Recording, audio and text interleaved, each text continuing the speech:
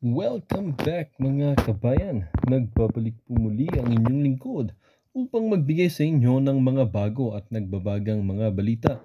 Tila ba naging mainit na usapin ang isyong ito sa mundo ng social media? Sa isang nakakugulat na pahayag, nagsalita ng kapatid ni Presidente Kuting at ibinulgarang umano'y pagkakakulong or pagkakasangkot ng Pangulo sa illegal na bushabs, particular na sa bushabs.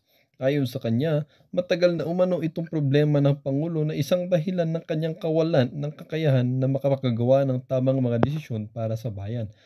Ayon sa kapatid ng Pangulo, na nagpasyang magsalita matapos ang matinding panggigipit mula sa mga miyembro ng kanilang pamilya at malalapit na kaibigan, hindi na umano mapigilan ang paglaganap ng mga maling desisyon mula sa Pangulo.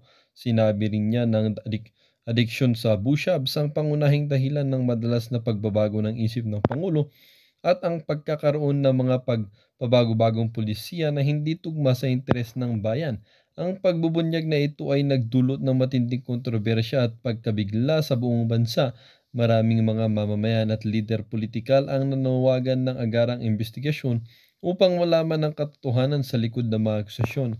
Nais rin nilang malaman kung paano ito makakaapekto o nakakaapekto sa kakayanan ng Pangulo na mamuno ng maayos at may pagtanggol ang kapakanan ng mga Pilipino.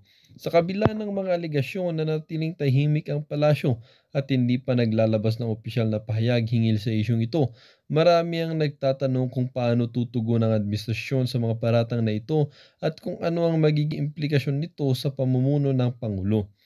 Ang mga revelasyon malibersyon ng kapatid ni Presidente Kuting ay patuloy na umani ng atensyon mula sa iba't ibang sektor at maraming Pilipino ang nababahala sa magiging kinabukasan ng bansa. Ang mga tanong na iniwan ng issue ito ay patuloy na bumabagabag sa mga mamamayan. Totoo nga ba ang mga akusasyon? At kung totoo, ano ang magiging kahinatnan ng pamahalaan at ng buong bansa? Well, para nga sa buong impormasyon ay panoorin na lamang ang buong video. At kung bago ka pa lamang sa ating channel ay huwag kakalimutang mag-subscribe, pindutin ang notification bell at piliin ang all upang laging maging updated sa mga bago at nagbabagang mga balita. At sa mga solid viewers naman natin dyan, maraming salamat naman po sa patuloy na pagtangkilik sa ating channel. Tuloy-tuloy lang po ang laban para sa katotohanan at para na rin sa kinabukasan ng ating pinakamamahal na bansang Pilipinas.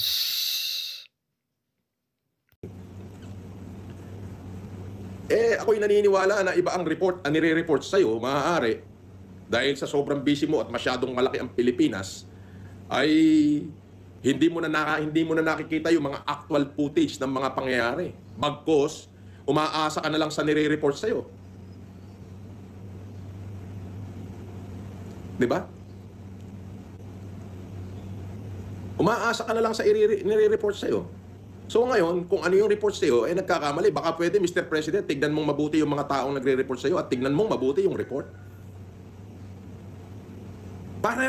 Para hindi kami nahihirapang ipagtanggol ka. Ang hirap mo ipagtanggol ngayon eh.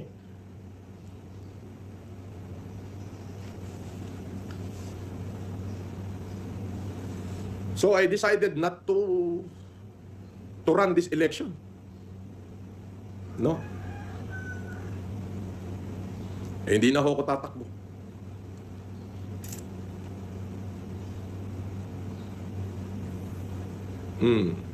Sabi ni Tess FLM Canada, vote, shout out sa mga kapatid. Parang nanghihinayang lang ako na lahat ng sakripisyo na ginawa ko ay parang nawalan ng saysay. Kasi ang pangit-pangit ang tingin ng tao ngayon.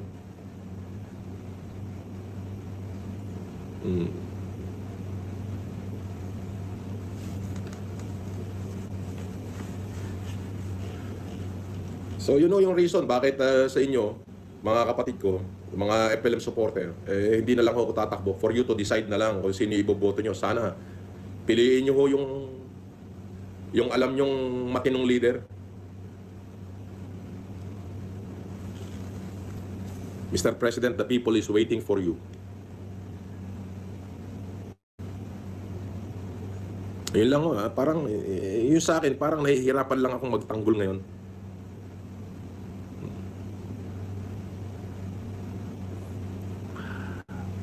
Di po ba? Ay, biruin nyo yan from 2007. Buong Pilipinas, nilibot ko. Inuna ko yung Cavite, Laguna, yan ang inuna namin eh.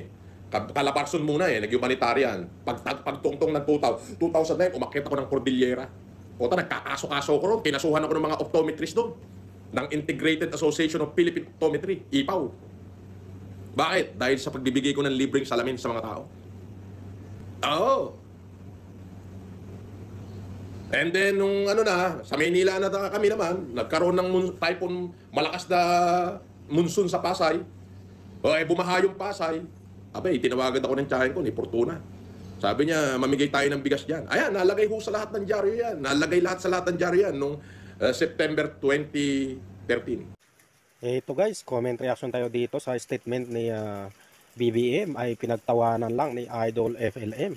Dahil maling-maling umano yung statement niya na yung mga kapulisan na dineploy niya doon sa QOGC ay may mga baril, full battle gear ang mga kapulisan doon at maling-mali ang statement ni Presidente kaya binabatikos ng karamihan. Ayun, so don't forget to subscribe, like, and share. September 30, 2013. Oh, kasama ko ro, makikita niyo yung aming tiyahin doon. Namimigay kami ng bigas. Now, nag-start na, tuloy-tuloy ang humanitarian ko na yan. Nakarating ako ng Kabikulan, dyan sa Catanduanes. Buong Catanduanes yan, ha. Nag-humanitarian ko, nagbigay ng libreng salamin, libreng check-up, wheelchair, sa Kapangang Benguet, sa Cagayan, sa Isabela, Cagayan uli, Isabela, then Palawan, and then Mindanao. Halos buong Mindanao. Eh, yung salamin na dala namin doon, kulang-kulang 1 milyon, mahigit 1 milyon piraso, hindi kulang-kulang. Kompleto ho ng dokumento yan.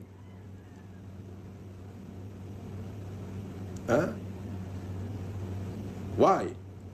Para malaman ng tao that there is the Marcos is really for humanity.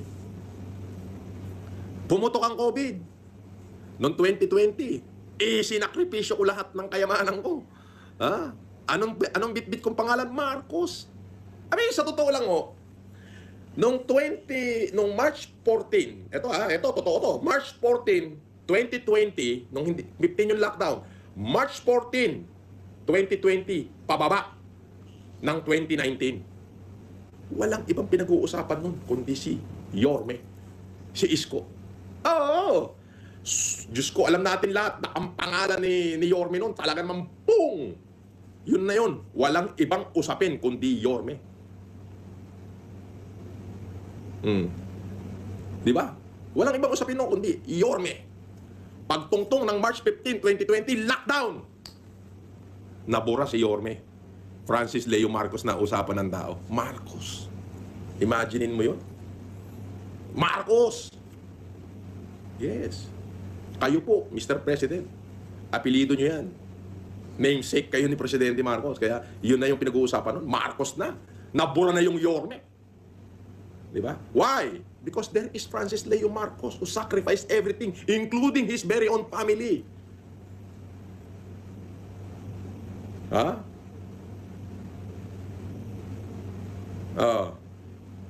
Di ba? Including his very own, including my own wife, sinakripisyo ko. Sino na kinabang? Ako ba? Hindi po. Kayo. Bakit? Apelido niyo, apelido ko eh. Ganon ko kayo pinaglalaban. Na sana makuha natin yung country of greatness.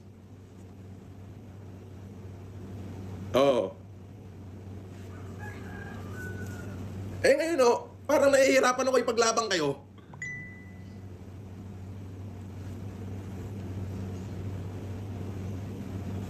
Lahat ng lumapit sa akin, wala naman akong hinindihan. Including si Senator Aimee. Hindi ko hinindihan yan.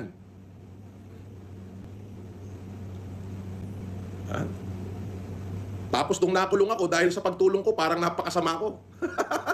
Di ho ba? Parang napakasama ko. Nung nakulong ako, parang ako rin pinakamasamang tao sa balat ng Pilipinas.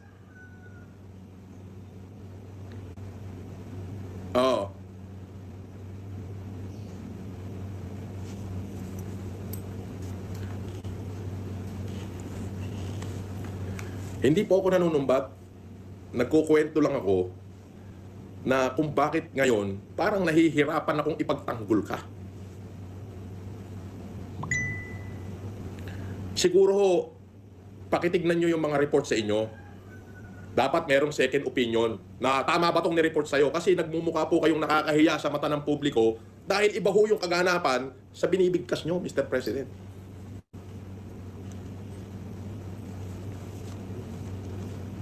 Ang suporta ko po ay nasa inyo. Suporta ng buong pamilya ko at ng buong nasasakupan ko. Na baka ho iba yung nire-report sa inyo. Kaya maaari ho, kagalang-galang na Pangulo, pakitignan nyo ho mabuti yung nire-report sa inyo para alam nyo kung ano yung dinideliver nyo sa tao.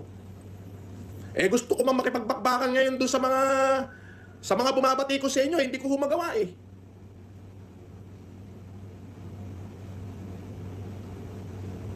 Di ba? Pero kami na sumuporta sa'yo at totoong nagmahal sa'yo, umaasa kami na baka sakali na matignan nyo yung mga nire-report sa inyo mabuti bago nyo i-deliver sa tao. Kasi nahihirapan kami pagtanggol kayo. Yun yung totoo nun.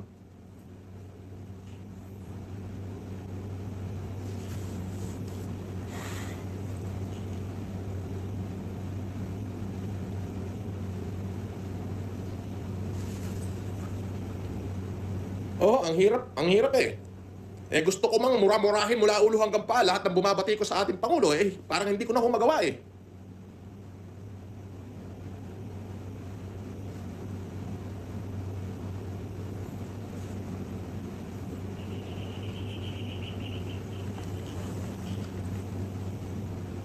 Di ba?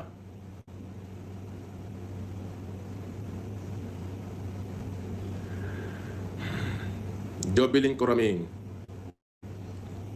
Clifford Anyon Duterte at FLM. Naku. Ay hindi ho.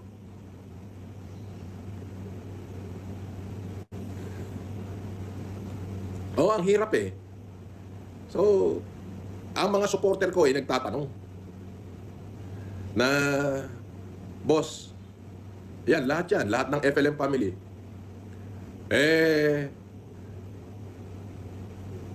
Hindi po kami nagwi-withdraw ng suporta sa inyo. Sinusuportahan ho namin kayo kasi binoto namin kayo. Kaya lang ho, baka itong aking salita na to makarating sa inyo, natignan nyo hong mabuti yung nire-report sa inyo ng kapulisan bago nyo ho i-deliver sa taong bayan. Maging maingat ho sana. Kayo naman na nagbibigay ng report sa presidente, maging maingat ho. Bakit? Ang hirap kong ipagtanggol ngayon Napakahirap po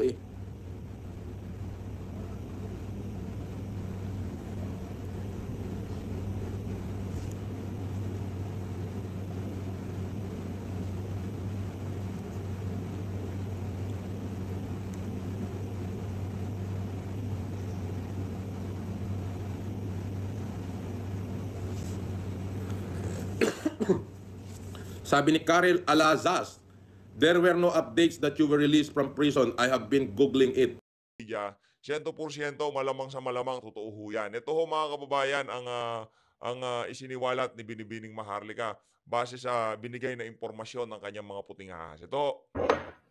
Hello. Hello mga palangga. So andito na naman ang inyong Fair Lady Maharlika para magbigay sa inyo ng mga updates. Okay, tumumpak na naman ang ating mga balitang nakalap. Dahil kahapon,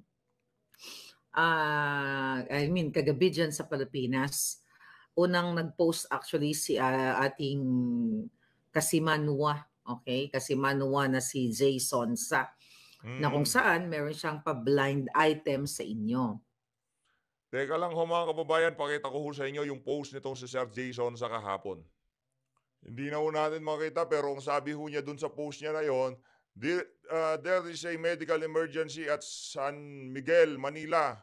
Stand by for more details. Yun ho ang post nitong si Sir Jason sa kahapon, no, na talaga namang pumukaw sa imagination ng marami sa ating mga kasama sa social media. No? Marami nagsasabi na sana kahit emergency emergency yung kaganapan na yun, eh good news naman para sa sambayan ang Pilipino. Pero mapanggang sa ngayon ho, wala pa rin ho tayong balita kaugnay dyan sa linabas na yan ni Sir Jason. Sa kumbaga follow up, wala pa ho tayong naririnig. Ito pa lang ho kay Binibining Maharlika. Okay, nagpa-blind item si Manong J. Okay. Ano ang sabi ni Manong J kahapon? Ang sabi niya ay, okay do, dami yan ng post. Okay, na mayroong na confine or na admit or nawala na yung kanyang post. Basta patungkol ito sa manak na na-admit or, parang matitigi na or something like that. Wala na yung kanyang post dito ha. Teka lang, hinahanap ko lang. So, anyway, ngayong Hindi na ho siya colored eh. Colored kasi dyan yung sa before. Pilipinas, Kaya ay ang hirap nang nag-post hanapin. din ako ng nag-assestole na ba? Okay, assestole. Diba? Ang bangag. Alright? Ang bangag. Nag-OD na ba? Okay? Nag-OD na ba mga palangga ang mga bangag? So ano ang nangyari? Okay? Alright. May nag-message na naman na puting ahas. Ano ang totoong kwento? Ha? Nag-assistole, ibig sabihin, clue daw, ibig sabihin ay nategi na ba? Alright, so ganito ang chika boom boom. Okay? Ang chika boom boom, tumpak pa sa nilupak. Tumpak na parang nilupak. So, ayon sa ating A1 information, ay nagbugbuga na naman ang dalawang bangag. What do you expect kapag ang mga bangag ay yung lutang na lutang sa ipinagbabawal na pulburon, kung hindi mag-uumbagan yan, okay? Hashtag nasaan ang Pangulo. Kung gusto nyo kong i-share ang video, hashtag nasaan ang Pangulo. Dahil mapanggang sa ngayon, napakarami na hong nangyayari sa ating bansa. Hindi ho natin nakikita, nararamdaman ang presensya ng isang tunay na leader na dapat sana ngayong mga panahon na to, tinutulungan yung ating mga kababayan. Kumbaga, kahit na nandyan lang siya sa Malacanang, o kung meron silang tawag doon, yung ginagawa ni Tatay Diggs dati, yung command conference, di ba pagka merong kalamidad, merong ganon. Yung presidente, kaharap niya yung DILG, wala akong ganon ngayon. Kaya napapaisip din ho tayo ngayong mga panahon na to. Ano ba? Code Blue na revive, sabi ni Myra. Anyway, bago pala tayo magtuloy-tuloy, nakalimutan ko munang sa inyo to, paalala sa inyo. Yung mga nagme-message sa akin, okay? Okay, sabi ni Miko, sana matuluyan na. So, may mga nagbalita, si Maui nagbalita na. But this is the information coming from our puting ahas, which is regular na nating nakukuhaan ng impormasyon mula sa loob o pugad ng mga Jejemon. So, nung around 6:45 p.m. Philippine or Manila time, ay code blue na daw si Bangag. Okay? Alright? Okay. Yeah. Code blue na. Kasi nagjumbagan sila ni Lisa Tanas dahil ayon sa ating Juting Jaas, ay sabog na sabog, bangag na bangag, silang dalawa pareho sa pulburon. So ito, inaano ko lang ito yung information na binabasa ko actually. So, nagkasakitan at may injury si Liza Tanas sa ulo. Di ba dati nag-umbagan? Plano, nag-umbagan, nalaglag si Lisa sa hagdan noong December of 2022 sa kaanuhan, sa kabangagan, di ba? Sa kalasingan dahil bangag na bangag sa ipinagbabawal na pulburon. So kagahapon, may injury si Lisa Tanas sa ulo. Okay? Naku po. At in-airlift yung dalawang mag-asawang bangag around 6:45 p.m. kahapon in airlift. So yan I think yung balita ni Jason Sa. So during that time, wala pa akong A1 information noon, pero may mga nagsabi sa akin, pero kasi hindi yung regular na puting ahas ang nagbigay sa atin. So hindi ako makapagbigay ng eksaktong statement coming from puting ahas. Kasi you'll never know kung ano yung totoo o ano yung, ano yung Correct. A1 info. So ngayon, tama yung post Grabe ni itong si Sir G, Jason galing, no? Sa. Kasi ayon sa ating source, nasa St. Luke's pa rin, okay? Nasa St. Luke's pa rin si Bangag. Pero itong post na ito, kailan niya pa ito pinost? 8, 9, 10, teka, 8, 9, 10, 11, 12, 1, 2. So, sa time nyo, this was like almost 7 hours ago, itong information. Hindi ko alam kung nakalabas na si Bangag or what. Pero in-airlift sila pareho dahil pareho silang nagka-jumbagan. Alright? At ang sabi nga ng kaputing ahas, sabi niya sa akin, Miss Maharlika, hindi po paki-correct naman, sabi niya, hindi po tinuhod si Lisa Tanas. Hinampas po siya ng cellphone ni Bangag dahil pareho silang bangag. Kala ko bang meron pa silang nalalamang pa-date-date, di ba? Meron no silang gano'n sa, di ba, sa social media. Kaya naghahampasan lang pala ng cellphone. Okay? Ngayon, kaya po nalaman ito ay grabe yung kalabugan at murahan na narinig, sabi niya, na narinig namin sa labas. O namin, pwede itong PSG staff. Okay? Sabi niya, kalabugan, bugbugan na narinig namin sa labas. So lumabas si Lisa Tanas. So tinawag ang PSG. Kitang-kita namin na may dugo sa pagmumuka ni Lisa Tanas. Okay? Then, si Bangag Jr. ay nakaupo, okay, sa chair. At siya ay nag-color blue. Kaya code blue. Alright? Ayun. Kaya pala ho nag-cold blue kasi nagkulay color blue siya. Dari. Kumusta na ho kaya kalagayan nitong si Marcos Jr. ngayong mga panahon na to? Obligasyon ho yan ng Pangulo na i-report sa sambayan ng Pilipino ang estado ng kanyang kalusugan. Kaya dapat ho nating malaman yan. Kailangan nung i-update tayo ng Malacanang kung kumusta na itong si Marcos Jr. Kasi nung si dati Pangulo Rodrigo Duterte, pagka mayroong mga ganyang klaseng alingas-ngas, ina-address ho kagad ng Malacanang yung mga ganyang klaseng kasi may sakit siya, may CA siya nung mga panahon na yun. Alam nyo, napakaraming aligasyon kay Tatay Diggs sa administrasyon na. May taning na ang buhay, nagpipill na yung mga bato niya. Napakarami ho. Pero mapanggang sa ngayon, buhay pa rin ho itong mama. Okay, kaya code blue. Okay, so yun, sabi niya, at hirap huminga, kaya in-airlift sila. Okay, both sa in-airlift, papunta daw sa Sintok, ayon sa ating A1 information. So, ano ibig sabihin ito? Di ba, ang bilis, ang sabi nga ni Inday, ang gaba sa Ginoo, dili good magsaba. So, kahit walang gagawin yung taong bayan, umupo lang kayo ng bonggang-bongga kapag ang Diyos ay sumingil, 'di ba, sa kanilang mga kasalanan o sa ating mga kasalanan, talagang dili gyud magsaba. Right? Sabi ni Jane, sana makomatos. Wag ganon. Imagine Grabe kasi naman. sabi lang ni Inday Antindi, Sara, ang statement na ang gaba dili good magsaba. What do you expect? Okay? Bangag nga What do you expect? Authenticated bangag. Okay?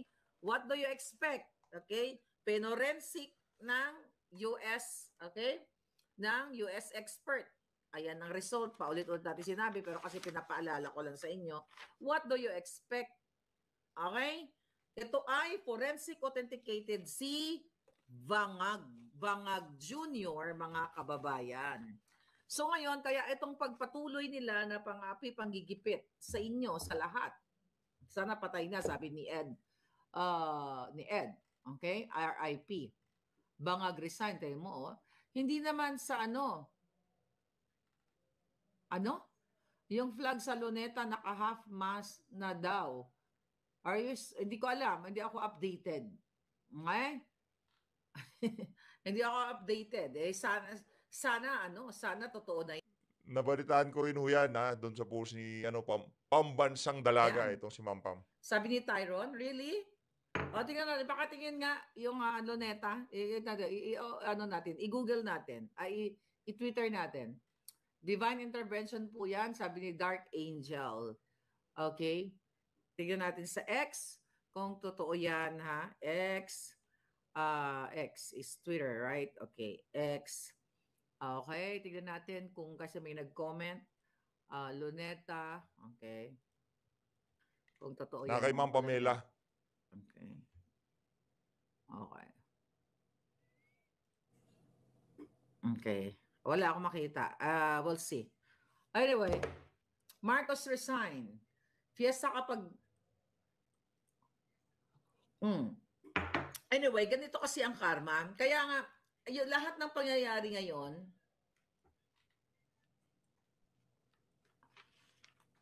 okay. Ano sabi? Alright, sige, hindi ko makita yung yung tungkol dun sa Okay, ito ang eksena. Ito ang instruction. Meron pa. Okay, tignan natin sa information.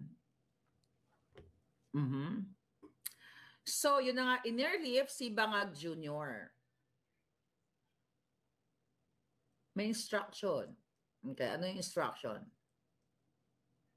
Where is the instruction here? Okay.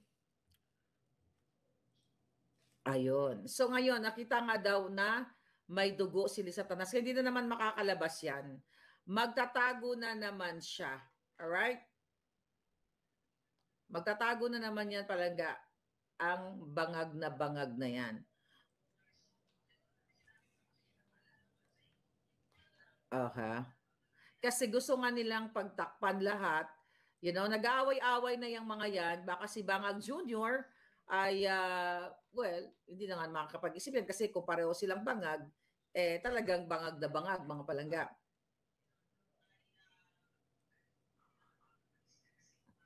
Sabi nga ni Atty. Glenchong kahapon, parang kulang na lang, formalin, something like that. Hindi naman tayo we wish ng masama sa mabuting tao. Pag mabuting tao, pag mabuting leader, mabuting presidente, talagang dapat ay ipapagdasal mo na humaba ang buhay. Pero kapag bangag at tignan mo, nag-illegal ng paghuhukay dyan sa QGC, may pag-uusapan natin yan, di ba? So, dapat talaga, Diyos ang gumanti sa kanya, di ba? Ang Diyos talaga ang maniningil. Ang hindi tayo bayan dahil di naman tayo manggugurgor katulad nila, di ba?